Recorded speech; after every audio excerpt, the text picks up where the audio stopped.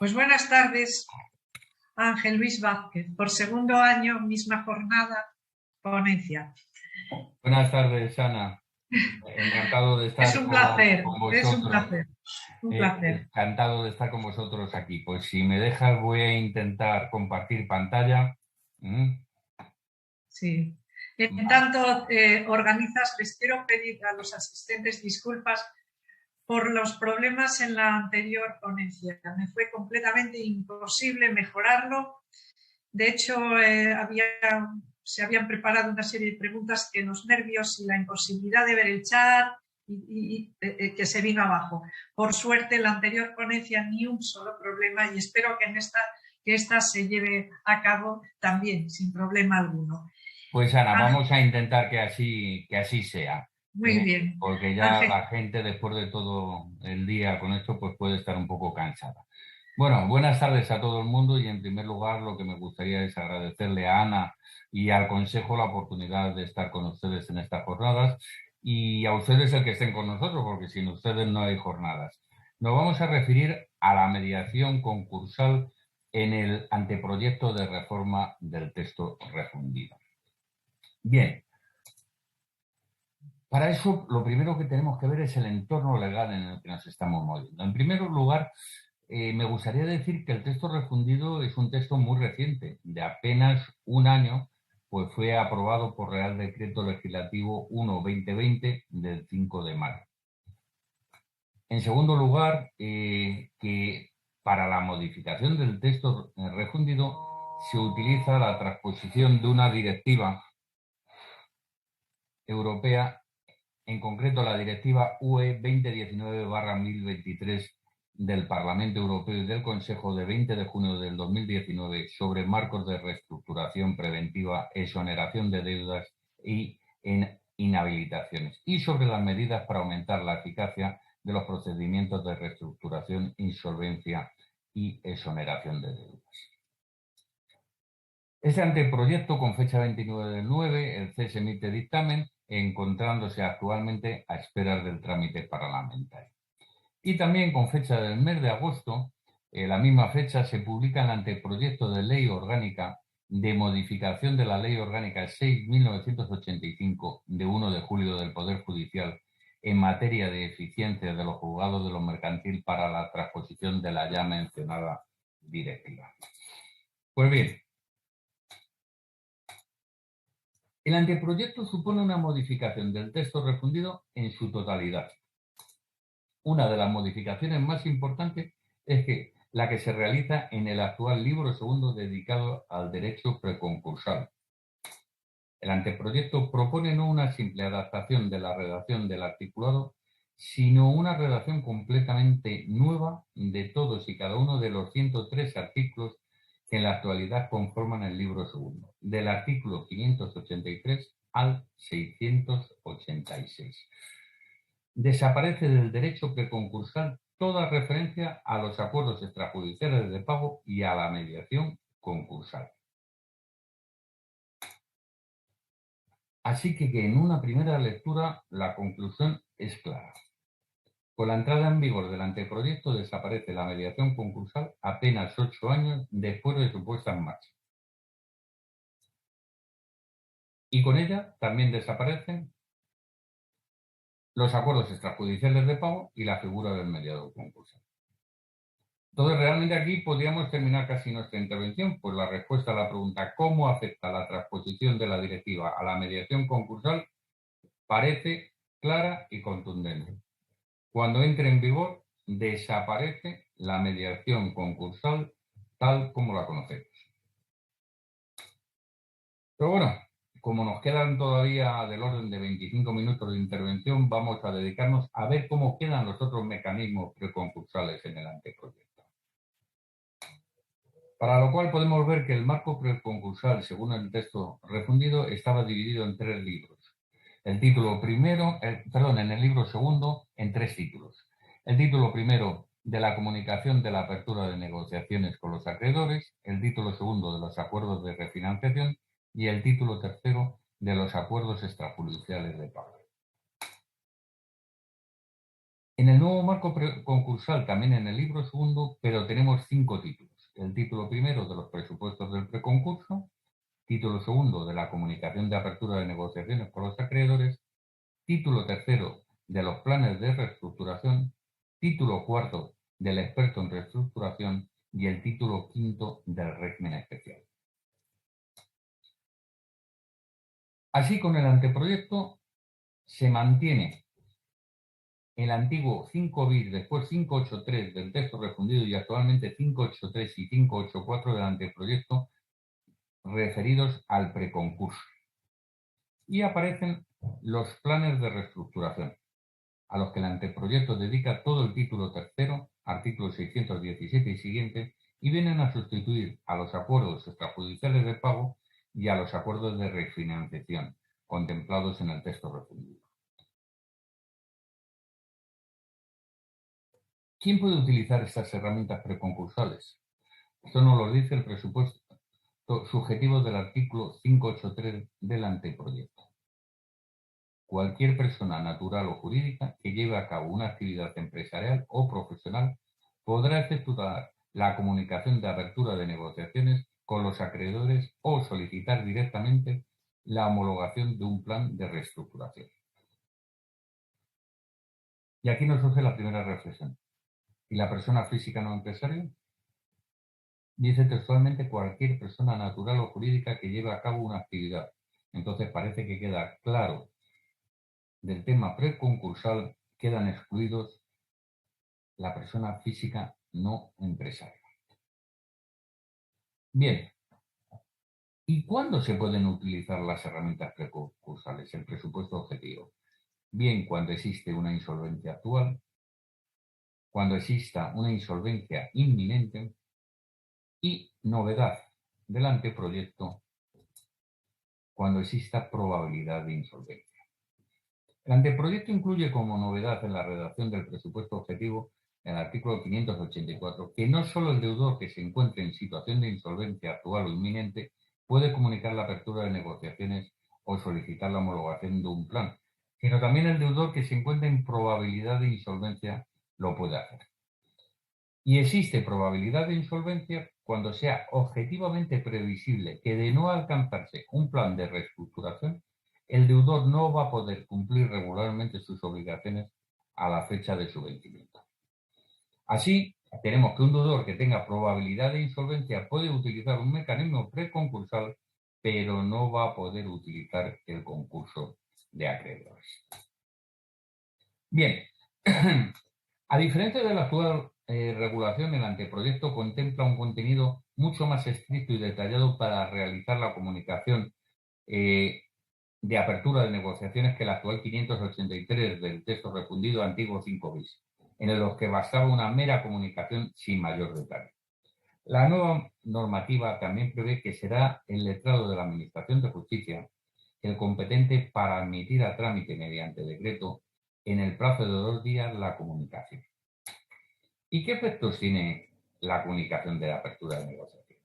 Bueno, en primer lugar, no va a suponer una modificación de las facultades patrimoniales del deudor. Esto no es novedad. En relación a los créditos, tiene la misma protección que el actual 157 del texto refundido. Los contratos con obligaciones recíprocas pendientes de cumplimiento van a estar igual que los créditos.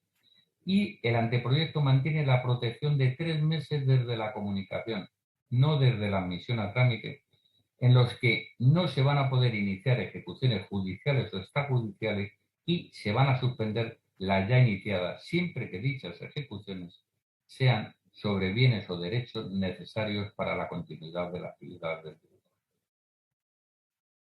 Las solicitudes de concurso presentadas después de la comunicación no se van a admitir a trámite. Y el plazo inicial de protección de 3 meses se va a poder prorrogar, pero nunca sobrepasando los 12 meses. Bien, y llegamos a una de las estrellas del anteproyecto, los planes de reestructuración.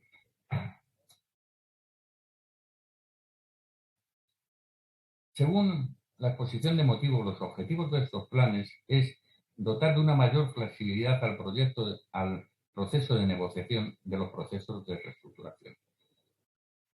Contemplar una negociación privada entre los diferentes actores, deudor, acreedor y garantes. y reducir la intervención judicial conforme a los criterios de necesidad y proporcionalidad.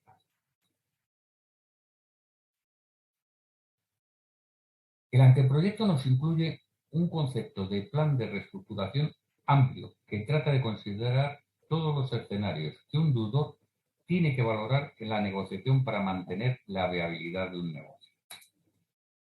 Considera que los planes de reestructuración serán aquellos cuyo objeto afecte al activo, al pasivo o a los fondos propios, suponiendo en ambos casos una modificación de su composición, condiciones o estructura, incluyéndose específicamente la posibilidad de que el plan pueda contener transmisiones de activos, unidades productivas o de la totalidad de la empresa, así como cualquier cambio operativo necesario o una combinación de estos elementos. De esta amplia definición, quizá la parte más indeterminada es la que se refiere al cambio operativo, pues no está claro qué es lo que abarca este concepto. Y esta normativa incluida en el anteproyecto se va a aplicar a los planes que pretendan extender sus efectos a acreedores o clases de acreedores disidentes, socios del deudor, persona jurídica que no aprobaron el plan, y o persigan proteger la financiación interina, la nueva financiación contemplada en el plan o los actos de implementación del plan frente a las acciones rescisorias y reconocer a esta financiación las preferencias de cobro previstas para el supuesto de que el deudor finalmente sea declarado en concurso de acreedores. El plan va a poder afectar a todos los créditos, sin discriminación por su naturaleza, financiera o comercial, incluidos los créditos contingentes y los sometidos a condición. Esto realmente es una importante novedad. En consecuencia, van a quedar afectados todos los créditos que sufran modificaciones en sus términos y condiciones. Parece desarrollado en el artículo 619, pero no vamos a entrar en su desarrollo. Pero sí se prevén una serie de excepciones. Excepciones algunas ya conocidas: los créditos por alimento, los créditos derivados de daños extracontractuales, los créditos derivados de relación laboral distinta de la de alta dirección, los créditos de derecho público, que esto es una de las materias que ha originado mayor debate, los créditos futuros que nazcan de contratos derivados en vigor. Otra novedad importante del anteproyecto son las clases. A diferencia del régimen actual, el anteproyecto prevé la votación de los acreedores agrupados por clases. Los acreedores que conforman una clase deben tener el mismo rango en la prelación de los pagos que se aplicaría en el concurso de acreedores, sin perjuicio de que dentro de un mismo rango existan además diferentes clases. En cualquier caso, conformarán una clase separada del resto aquellos acreedores que, siendo pequeñas o medianas empresas, se les impone un sacrificio en el plan superior al 50% del importe de su crédito. Los créditos con garantía real sobre bienes del deudor, si bien la diversidad del bien y los derechos gravados podrán hacer que se separen en diferentes clases también. El anteproyecto dedica los últimos artículos del capítulo 4 al contenido mínimo del plan y a la forma. Así, por ejemplo, dentro del contenido tendrá que estar la identidad del deudor, la identidad del experto de reestructuración en su caso, exposición de la situación económica del deudor y de las casas de esta situación, activo y pasivo del deudor en el momento de formalizar el plan, acreedores cuyos créditos van a quedar afectados por el plan identificados individualmente o descritos por clases, contratos con obligaciones recíprocas, si el plan afectase a los derechos de los socios y el valor nominal de sus acciones, los acreedores o socios que no vayan a quedar afectados, las medidas de reestructuración operativa, etcétera, etcétera. Y en el artículo 637, la forma en la que tiene que realizarse, que más que nada lo que nos dice es la necesidad de un instrumento público en el que debe incluirse un certificado de mayoría emitido por el auditor. La homologación del plan va a ser necesaria para provocar un arrastre de respeto de los acreedores disidentes, es decir, aquellos que votaron en contra. Proteger la financiación interina, la nueva financiación y las acciones necesarias para la implantación del plan de posibles acciones rescisorias en caso de declaración ulterior del concurso del deudor. El procedimiento de homologación queda recogido en los artículos 644 a 655 y mantiene la competencia del juez de lo mercantil.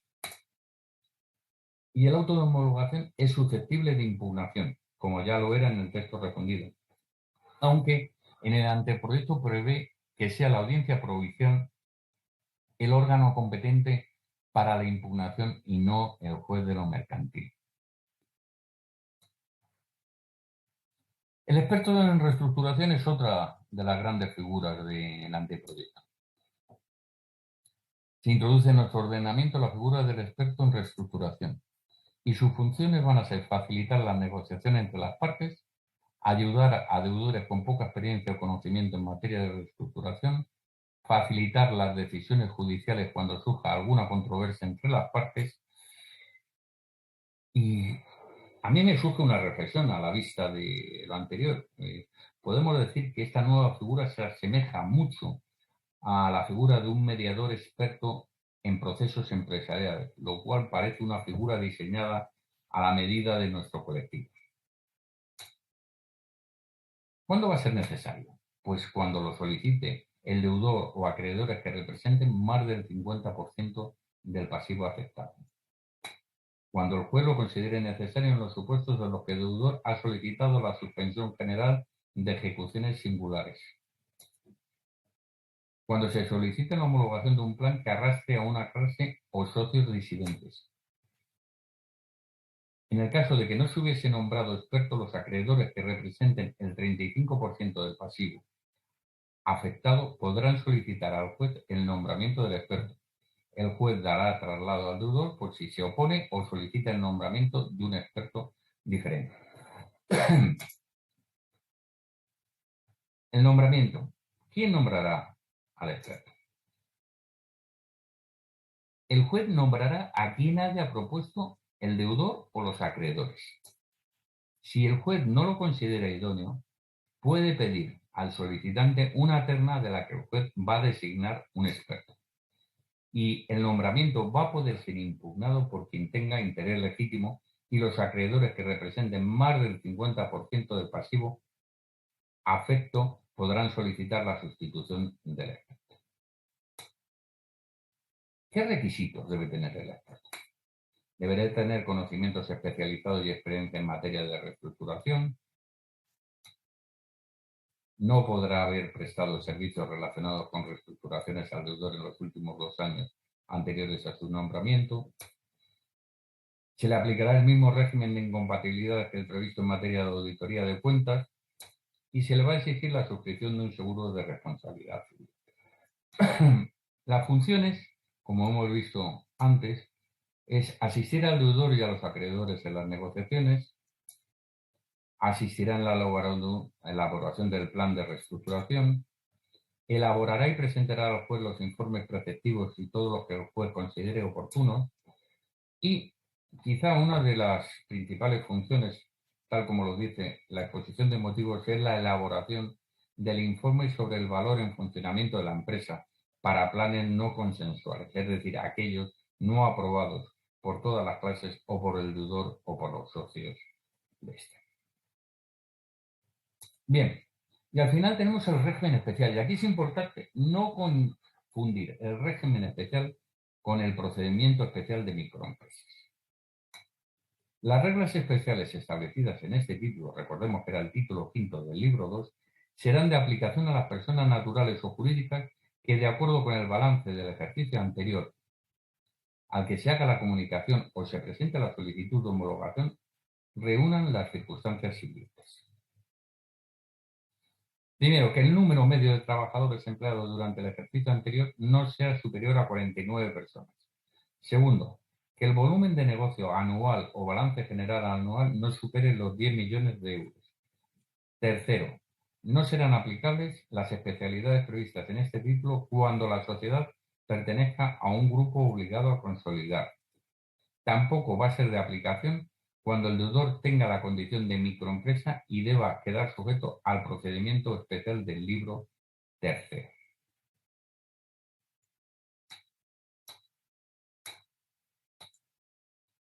Bien, y llegados aquí hemos hecho un poco un repaso de todo el libro segundo, así que nos podemos plantear, como decíamos al principio, bien, desaparece la mediación concursal, pero ¿cómo nos afecta más a nuestro colectivo? Yo he visto una serie de riesgos y oportunidades. Por un lado, desaparece la mediación concursal y los acuerdos de refinanciación tal como los conocemos, cierto es, pero se crean los planes de refinanciación y se crea una mediación específica con una única finalidad, la negociación de un plan de continuación entre el deudor y los acreedores en el procedimiento especial de continuación. Desaparece la mediación concursal tal y como la conocemos, pero aparece la figura del mediador concursal para negociación de los planes de continuación establecida en el artículo 702. Y vamos a ver, ¿qué nos dice el artículo 702?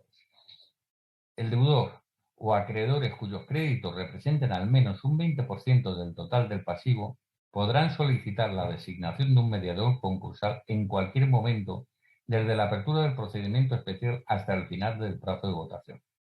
La designación del mediador concursal tiene como única finalidad la negociación de un plan de continuación entre el deudor y los acreedores y se regirá por lo dispuesto en este artículo y por lo dispuesto para el nombramiento de un experto de la reestructuración en este libro en cuanto a la elección, designación y retribución.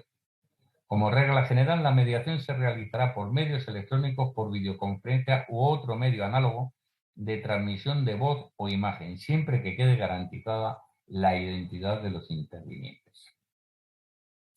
El proceso de mediación tendrá una duración máxima de 10 días hábiles.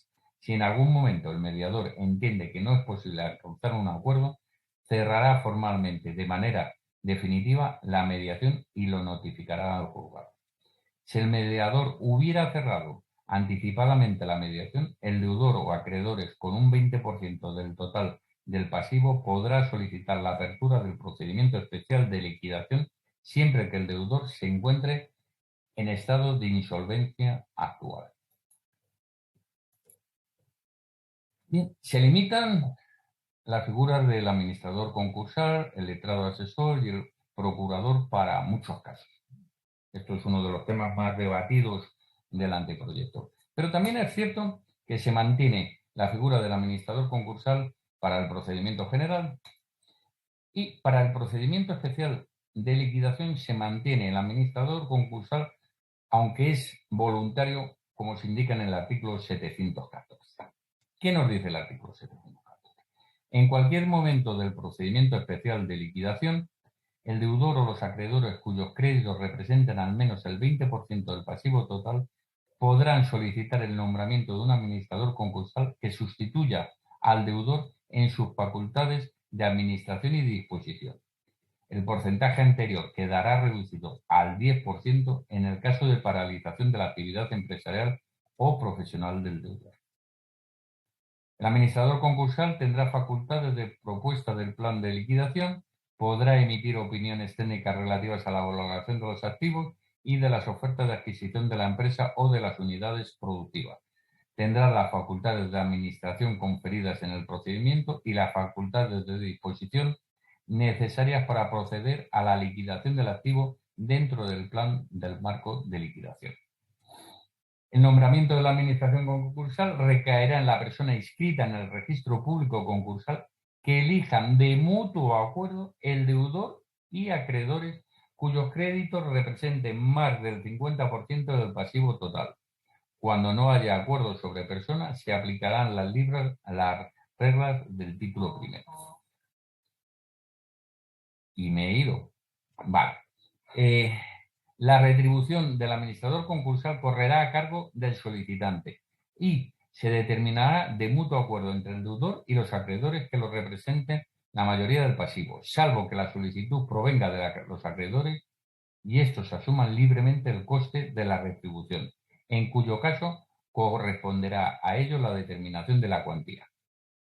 De no existir acuerdo o asunción voluntaria por los acreedores, La cuantía se fijará aplicando los aranceles establecidos en el reglamento por el que se establece el arancel de los derechos de administradores concursales. A la vista de todas las interacciones que tienen que hacerse, realmente parece claro que tanto sí o sí, para continuar el procedimiento se va a necesitar de la intervención de un profesional, porque el deudor en general no tiene ni el conocimiento ni la experiencia necesaria para poderlo hacer. Y aparecen nuevas figuras. Nos aparece la figura del experto en reestructuración, que ya hemos visto antes y que parece una figura diseñada a la medida del colectivo de los economistas, y nos aparece otra figura que es la del experto en valoraciones, que nos la definen en el artículo 715. El deudor, los acreedores o excepcionalmente en casos de complejidad especial el administrador concursal van a poder solicitar el nombramiento de un experto a los solos efectos de las valoraciones de la empresa o de uno o más de sus unidades productivas. El nombramiento y la retribución del experto se va a acordar por el deudor y los acreedores que representan la mayoría del pasivo, y de no haber acuerdo, el nombramiento y en su caso la retribución se determinará por el letrado de la Administración de Justicia de acuerdo con el sistema de nombramiento y retribución de los peritos judiciales. La retribución será satisfecha por el solicitante si existe ya un administrador concursal nombrado en el procedimiento. El experto no va a poder ser retribuido con cargo a la masa del procedimiento especial, con independencia de quien solicite el nombramiento. Y la solicitud se comunicará por medio de formulario normalizado e incluirá en su caso el nombre del experto, la retribución acordada entre el deudor y los acreedores con identificación de estos. Pues bien, le hemos dado un pequeño repaso a toda la normativa preconcursal que aparece en el anteproyecto. Y yo quisiera terminar con una famosa frase, esta reflexiva y hasta en algunos casos nostálgica frase, que en unos casos se atribuye al científico y inventor Alexander Graham Bell, quien sufrió muchos reveses y fracasos en su vida, no solo en su carrera profesional, sino también en el ámbito familiar. Pero otra corriente asigna la autoría a nuestro famoso escritor don Miguel de Cervantes, quien usó varias variaciones de la misma ya en 1605 en el Quijote. Nosotros, haciendo patria, nos vamos a quedar con la autoría de nuestro hidalgo caballero y dice: donde una puerta se cierra, otra se abre. Y si bien es cierto que con la entrada en vigor del anteproyecto puede suponer importantes cambios, que algunos no son positivos para nuestro colectivo, en mi opinión, la entrada en vigor del anteproyecto va a suponer más oportunidades que amenazas, como hemos ido pudiendo ver a lo largo de toda la exposición. Y con esto lo único que me queda es darles las gracias por su atención.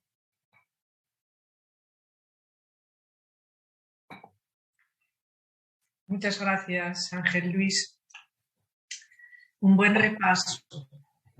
Un poco de prisa, ¿no? Repaso, ¿eh? Teníamos a la mediación muerta y en el procedimiento de continuidad aparece por 10 días. Pues muy bien, ¿eh? Ahí por lo menos está, ¿eh? Entonces, bien. Bueno, ha estado bien en el sentido de que ha sido ahora condensarlo, ¿eh? Y es cierto, yo lo dije esta mañana, se nos cierran unas puertas y se nos abren otras. Hay que ser positivos y prepararse para lo que viene. Yo creo y de momento tenemos un borrador, ya veremos, ¿eh? Pero hay muchos Muchas aspectos gracias. positivos para nuestro colectivo. Yo creo que debemos aprovechar el momento.